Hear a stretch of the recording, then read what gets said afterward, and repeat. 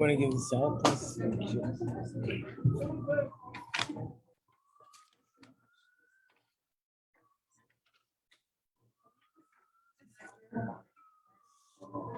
No. I mean, that's a single sheet. No, it just like has notes on it. Oh, I don't know who wrote the notes on them. Obviously, I'm a fan of multiple.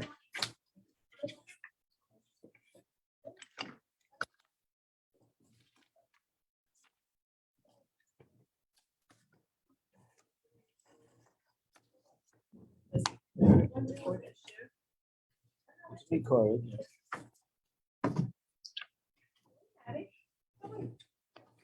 Good morning. Yeah, I gave it out in the morning. Some people are zeicher to have it twice. Okay.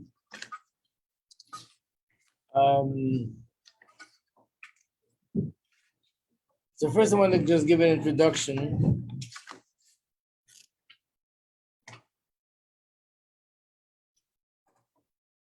That today is Rosh Chodesh Sivan, first day of the month of Sivan.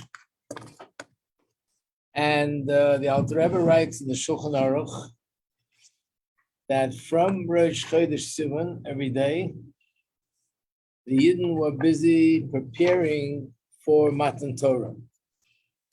And then he enumerates and says, what is it that happened every single day that was the preparation on that day? What was the preparation on the first day? What was the preparation on the second day?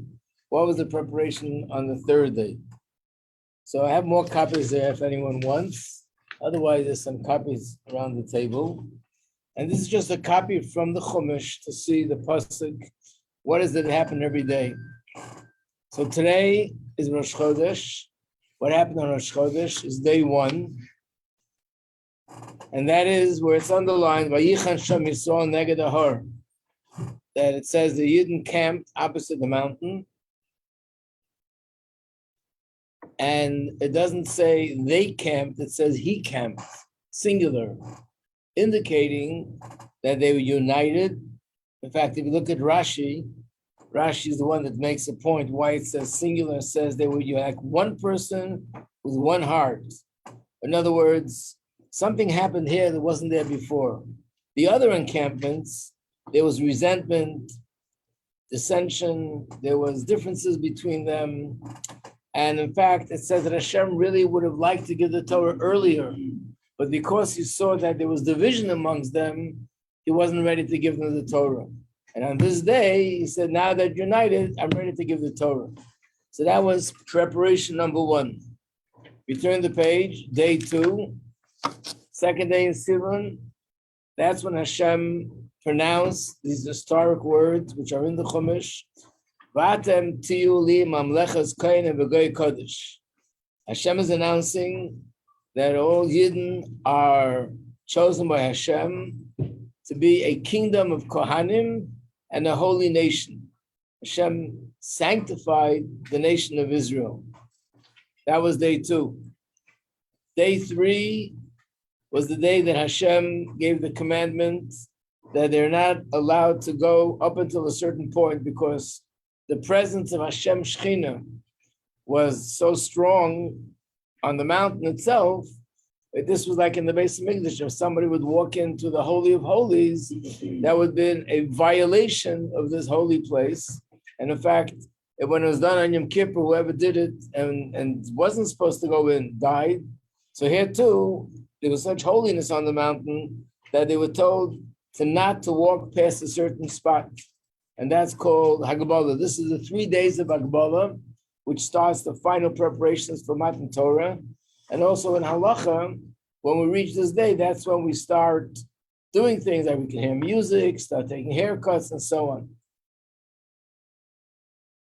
Day number 4, turn the page, that's also Pasuk in Chumash. They should be ready for the 3rd day. So Rashi explains this is a commandment to the men and women that they weren't supposed to be together in these days, intimate together, because then they wouldn't be pure for Matan Torah. So there's a 3 days of preparation that they would be pure when the Torah would be given. And then came the 5th day. The 5th day was the day that the Yidden pronounced and declared, Na'aseh v'nishma, we will do and we will listen. And that's when they declared their readiness to receive the Torah. And on the 6th day, that's the actual day that Hashem gave the Torah, which happened to be which day in the week? Anybody know? Shabbat, right. There are different opinions which day in the month it was. It's not clear. But what's one thing is clear is that the day in the week was Shabbos. In fact, it's interesting that there is a tractate that talks all about Rosh Hashanah. It's called Rosh Hashanah. There's a tractate that talks all about Pesach. It's called Psachim. There's a tractate that talks all about Purim. It's called Megillah. There's a tractate that talks all about Sukkot. It's called Sukkot. There's a tractate that talks about, you would expect a tractate talks about Shavuos, but there's no such tractate. Even though there's a tractate that's called Shavuos, but it doesn't mean the holiday Shavuos, is the laws that pertain to oaths.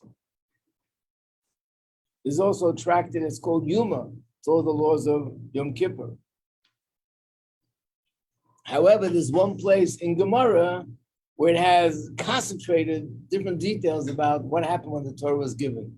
Which tractate it is it? Shabbos. So one of the reasons that are given is because the Torah was given on Shabbos, and you can elaborate from here to for the next months, explaining what is the connection between Torah and Shabbos. It's to no end. Anyone could use their creative minds to explain it, but there's so much that has been written in Halacha, in Jewish thought, in Hasidus, the connection between Shabbos and Matan Torah. Yes.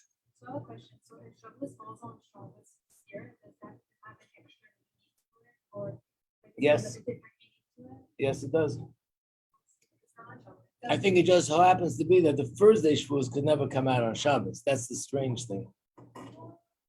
But Shavuos, like this year it's not on Shabbos. But one of the days Shavuos could be on a Shabbos. So what meaning does that have? What does it mean? It just means that in general, when we celebrate a holiday, it's like we're re-experience what happened the first time. So the more details that are sort of aligned with what's going on, it's more pronounced, and it affects us that in terms of our awareness and consciousness that we're reliving Matan Torah, we're more tuned in because it's happening a lot of things at the same circumstances.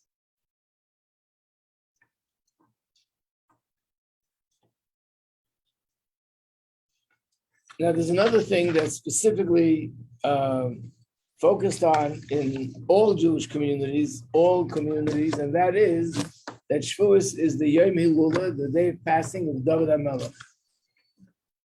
And because of this reason, we read the book of Ruth on Shavuos. Not in Chabad, but in most communities, they read the book of Ruth on Shavuos, because Ruth is the ancestor of King David HaMelech.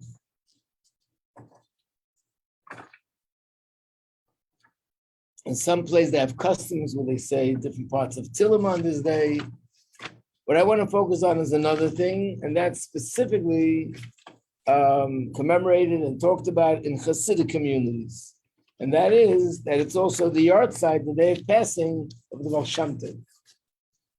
Yeah. Why does the Chabad do that? Because we have to be different.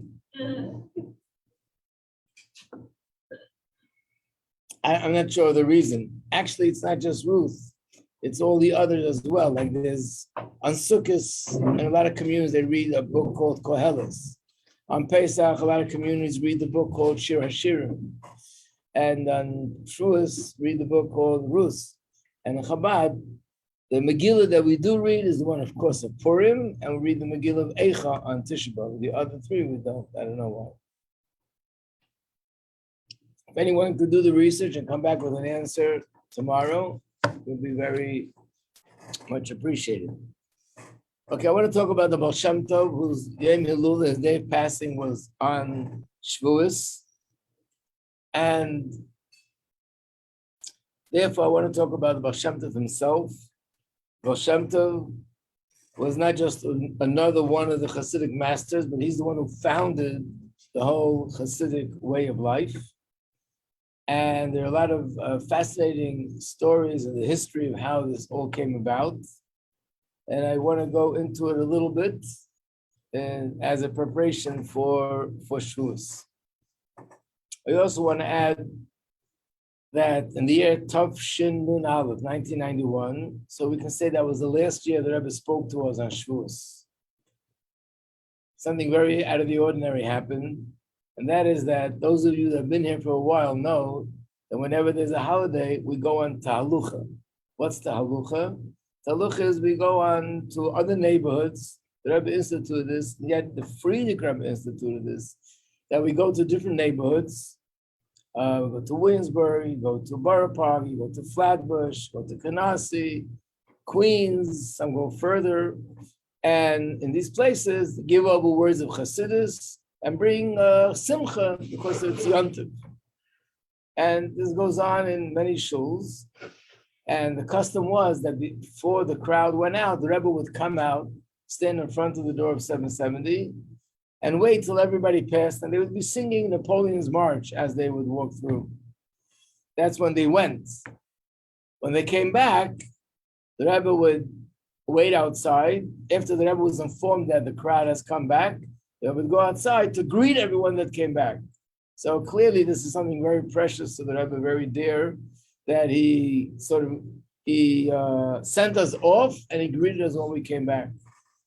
The last year, Tavshin and Aleph, when everyone came back, the Rebbe went outside to greet everyone, but the greeting was through singing. The Rebbe started to talk. That was the first time it ever happened, and the only time it ever happened. Naturally, there's no microphone. Everybody's standing from the distance, and as soon as the Rebbe got to talk, everybody pushed forward. I can't describe exactly what it looked like, but there was it was very, very unexpected. Everyone ran closer to listen. And only those who were really standing close were able to hear clearly everything the Rebbe said. And one of the things the Rebbe said was that, and brought sources for it, which is hard to explain unless you have the papers in front of you, but the Rebbe brought from different books, especially from a tzaddik who's called a Mordcha of Nadborna, that Shavuos is a time that's conducive to ask for Mashiach. So the connection between Shavuos and Mashiach is very clear. Number one, David HaMelech's day is Shavuos, and he is David, the ancestor of Mashiach, and Mashiach is the descendant of David HaMelech. Second of all, the Baal Shem Tov's passing was on Shavuos, and the Baal Shem Tov was the one that he was told that by disseminating the teachings of Chassidus around the world, that brings Mashiach, and that's what he accomplished. And the third one that this day is connected to is Moshe Rabbeinu. Okay, and Moshe Rabbeinu is surely connected to Shavuos. He's the one who gave us the Torah. In fact, the Rebbe says that's why it's a good day to make resolutions regarding Chitas, because the Chumash is Moshe Rabbeinu's Sefer, Tehillim is David HaMelech's Sefer, and Tanya is the Baal Shem Tov Sefer, Chassidus. So I want to talk a little bit about the Baal Shem Tov and how it all came about, that he began to teach Chassidus and became the founder of the Hasidic movement.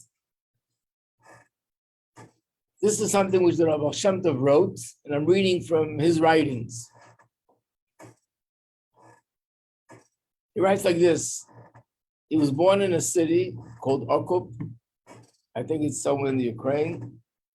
And he was born in the year Tov Nun Ches, which is probably 1698. And when the Baal Shem Tov was 5 years old, he already had no mother and no father, unfortunately. His father was a hidden tzaddik, his mother was a tzaddikus, but that was the way Hashem set it up, not something we can understand. And at the age of 5, he had no parents, and the community were the ones who sort of supervised him and gave him whatever he needed. And he wasn't very successful in his studies. And because he wasn't successful, they weren't so into being involved with him. He loved going out into the forest. Forest is a quiet place. And over there, he would love to be out there by himself.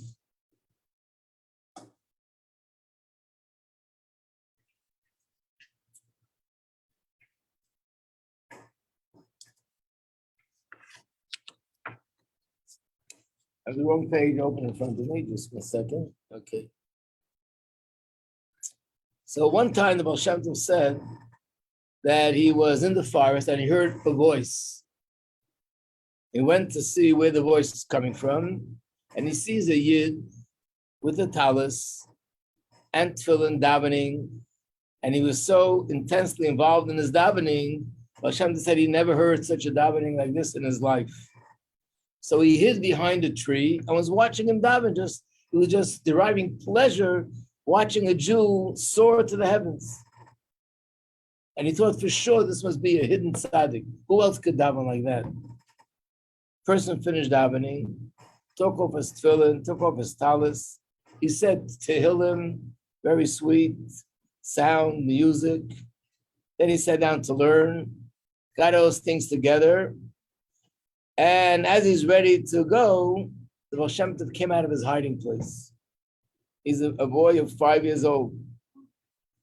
And he started to walk towards this Jew. And when the Jew sees him, he says, how is it a little boy is not afraid to be in the forest all by himself? So Baal Shem Tov said, I love the forest because there's nobody here.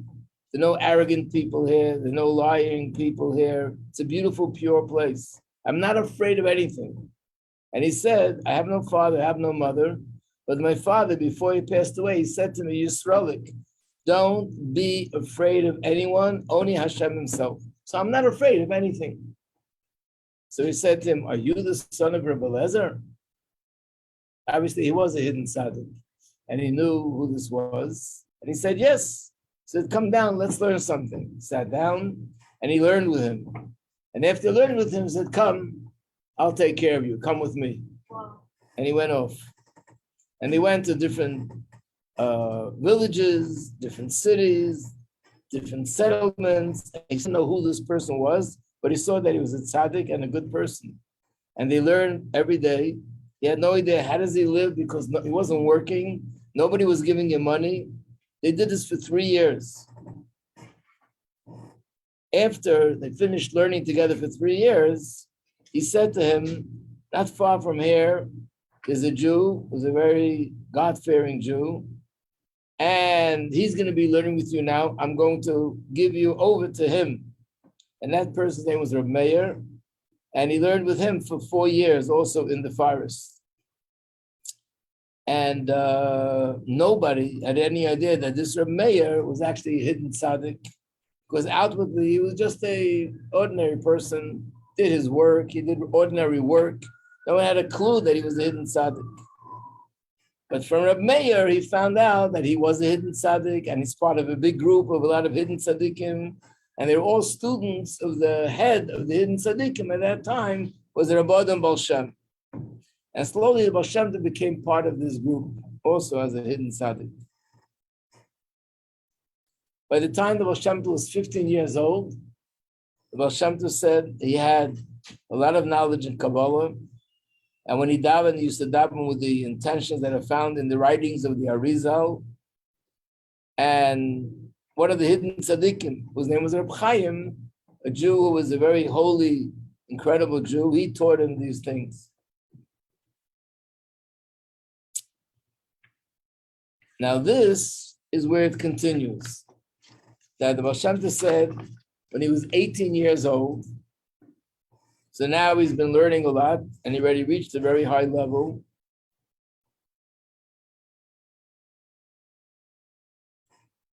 It was once Friday afternoon and he couldn't control it. He was overcome with sleep. He just fell asleep. And in his sleep, he saw an old person and he said to him, "Do you know who I am?" And I said, "No." So he said, "You should know I was sent from heaven to teach you Torah every day. And that'll be between those big mountains that are near this city. I'll come to teach you, and I will reveal to you how you're supposed to conduct yourself. Don't tell anyone what I just told you, not even your wife. You're not allowed to share this with anyone until I tell you it's time that you could share it." When I asked him, "So what is your name?" So he said, "With time, you'll know that." And then he disappeared. Baal Shem Tov said, I said to myself, it's a dream. Don't take it seriously. By the way, I heard a very interesting story, cute story, that when the Frierdiker Rebbe was here in New York, there was a chassid of another Hasidic group, of a Satmar group, that he used to come here to the Frierdiker Rebbe. He saw there was a very big tzaddik, and he came. Then when the Rebbe became Rebbe, he didn't feel like the Rebbe's really, he was young, and he didn't have the feeling. So he stopped coming to 770. One Friday night, he had a dream. And he see the Frierdiker Rebbe in his dream. He says, why did you stop coming to 770? So he said, because there's nobody there now, that's the Rebbe, something like that. So the Frierdiker Rebbe said to him, Al tigel b'mishichai, which means don't talk against my anointed one. He woke up, he was startled a little bit, but he decided, you know what, tomorrow I'll go to 770. It was a very vivid dream. He went to 770, and he was standing near the Aron Kodesh. The Rebbe had a custom that when he walked into shul, he would touch the curtain by the Aron Kodesh. When he walked out, he would touch it again. That Shabbos morning, the Rebbe walked in, touched the curtain, he was standing right there, and the Rebbe turns to him and says, don't pay any attention to dreams. And that's when he started to pay attention. Anyway, so Baal Shem Tov said it's only a dream, not to pay attention. It was before Shabbos, so he went to the mikveh. As he immersed himself in the water, he used to go, when he immersed in the water, he used to go in with his eyes open. He suddenly saw this person again. He was overcome with such fear. And he felt that he was transformed. He's not the same person anymore. When he came to shul, everybody's looking at him. They had no idea why. And that night, Friday night, this old person came to him again in a dream and said, don't think, my dear, that this is just a dream. It's very real. And you'll see tomorrow, in other words, not tomorrow, Sunday, you go to the outskirts of the town and you'll meet me between the second mountain and the third mountain.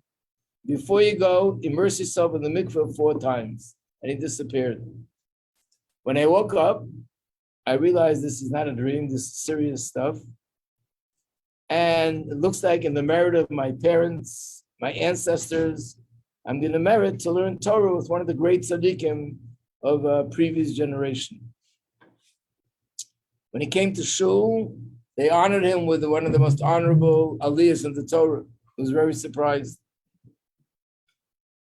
Shabbos, by the third meal, he said, my brother-in-law, his name was Reb Gershon, looked at me and said, Yisrael, something changed in you. You don't look, are you okay? Are you feeling okay? But I didn't answer because I was told not to say anything. When Shabbos was over, my wife said to me, you're so pale, is everything okay? And I didn't answer. The next day, Sunday, he went out between the second mountain and the third mountain, and he saw that very same person that he saw in the dream. And that person told him to follow him. They went into a cave. As he walked into the cave, there was a table there, 2 chairs. The person sat down, pulled out a sefer from his pocket, and as immediately the room got lit up, and he started to learn with him. And the Baal Shem Tov said, I felt as if a new neshama entered my body. Suddenly, the pathways of the heaven opened up to me. The gates of wisdom opened up to me. For 2 hours we were learning. It was an experience like I never had before. Then the Baal Shem Tov said, enough for today. Not the Baal Shem Tov, this Jew said, enough for today. Don't tell anyone that we're doing this. Baal Shem Tov again asked him, what is your name? Who are you? By the way, he probably knew it's not Eliyahu Hanavi because he already met Eliyahu Hanavi. So he took him by his right hand. He said, the time hasn't come yet for you to know. And he led him out of the cave. He put his 2 hands on his head and he gave him a bracha. They did this for a year. Every single day, they learned Torah except for Shabbos. And I still didn't know his name. And then one time, it was the middle of the summer, before we said goodbye, we were standing by the gate. He said to me, who he is, he's Achi Shiloni, which is one of the prophets who was the teacher of Eliyahu Hanavi. And when the Baal Shem Tov heard who he's been learning Torah with, he fainted. Of course. All the time. What? All the time it's sleeping. He fainted. In those days, people fainted often. Could you repeat that? His name is Achi Aleph Ches Yud with a hey at the end, Achia. Hashiloni, I guess it's the name of a place. Hey Shin Lamed Vav Nun Yud. They gotta be more sugar. Okay, I'll try to get a message back there.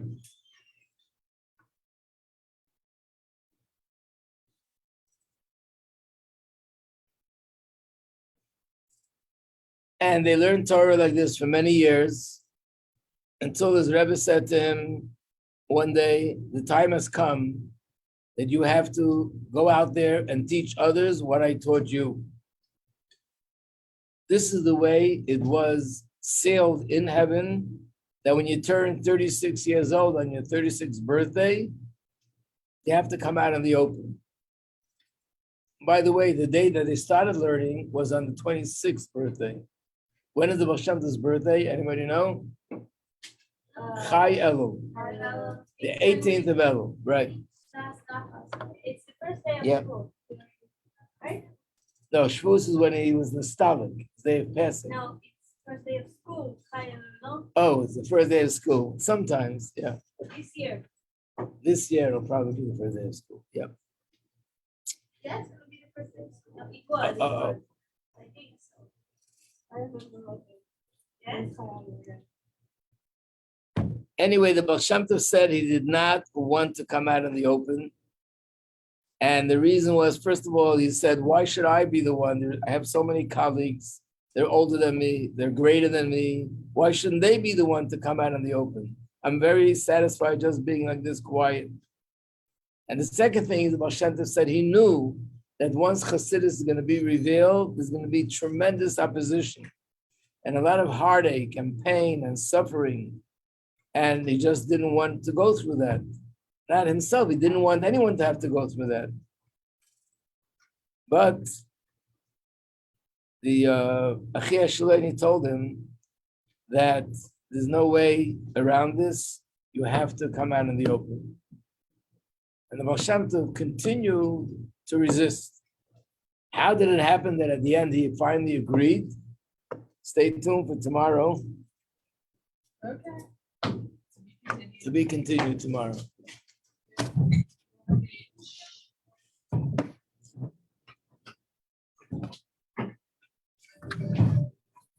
See, they knew you were in class.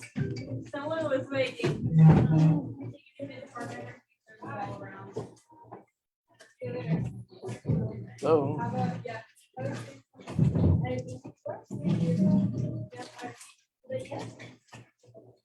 yeah.